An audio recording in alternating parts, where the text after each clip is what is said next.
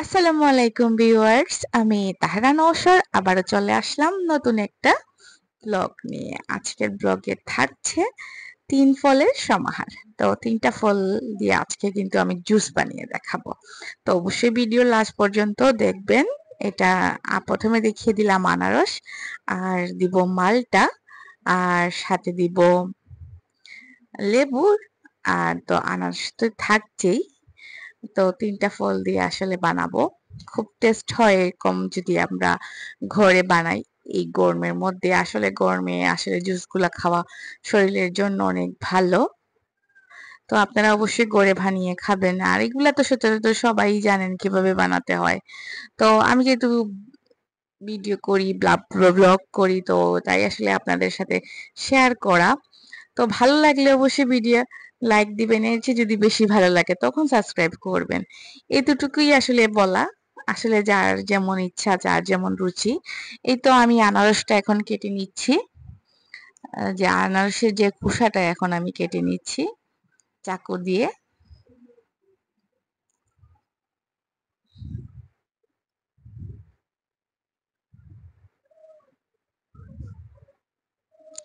তারপরে টুকরো টুকরো করে নিব।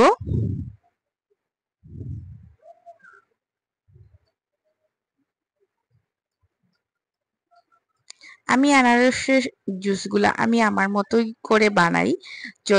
আপনারা যত জুস দেখেন আসলে আমি আমার মতো করেই বানাই সবগুলা জুস বলেন। কিন্তু আসলে অনেকে মাঝে মাঝে কমেন্ট করেন যে এইভাবে আবার জুস বানাই নাকি। আসলে আমি যদি এভাবে বানাই, আপনারা যে আমাকে বানিয়ে দেখাবেন, তাইলে আমি শেখার চেষ্টা করব। এই তো এখন যে জুসের মালটার যে জুসটা আছে আমি একটু বের করে নিচ্ছি জুসারের সাহায্যে।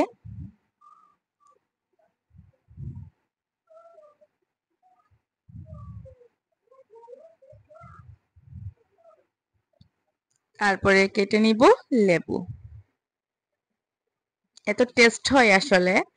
আহ যেহেতু অনেক মিষ্টি আনারস, তারপরেও আমি এটা দিয়েছি অনেক ফ্লেভার এড করার জন্য। তো অবশ্যই আপনারা এই ধরনের জুস বানিয়ে বাসায় খাবেন।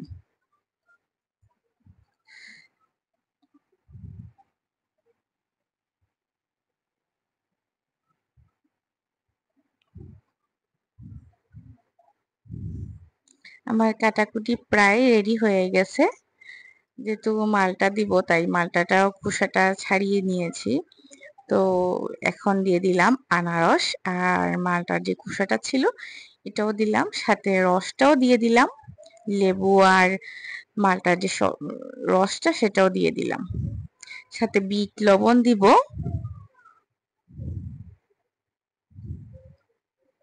আর লবণটাও দিয়ে দিলাম ½ টি স্পুনের মতন। আপনারা আপনাদের স্বাদ অনুযায়ী দিবেন। এর সাথে আমি ডেকোরেশন করে নিলাম একটা টুকরো দিয়ে। ব্রাশ ব্লেন্ডার হয়ে গেছে। তারপরে একটা সুন্দর একটা গ্লাসের মধ্যে, ঝাড়ের মধ্যে পরিবেশন করার জন্য ঢেলে নিলাম। খুব টেস্ট হয় আসলে, এভাবে আপনারা অবশ্যই করে বানিয়ে নেবেন। আর আমাকে কমেন্টে জানাবেন কার কেমন লাগলো ভিডিওটা। আর আমার যদি ভিডিও আপনাদের ভালো লাগে অবশ্যই একটা লাইক দিবেন, এর চেয়ে যদি বেশি ভালো লাগে তখন সাবস্ক্রাইব করবেন। আসসালামু আলাইকুম।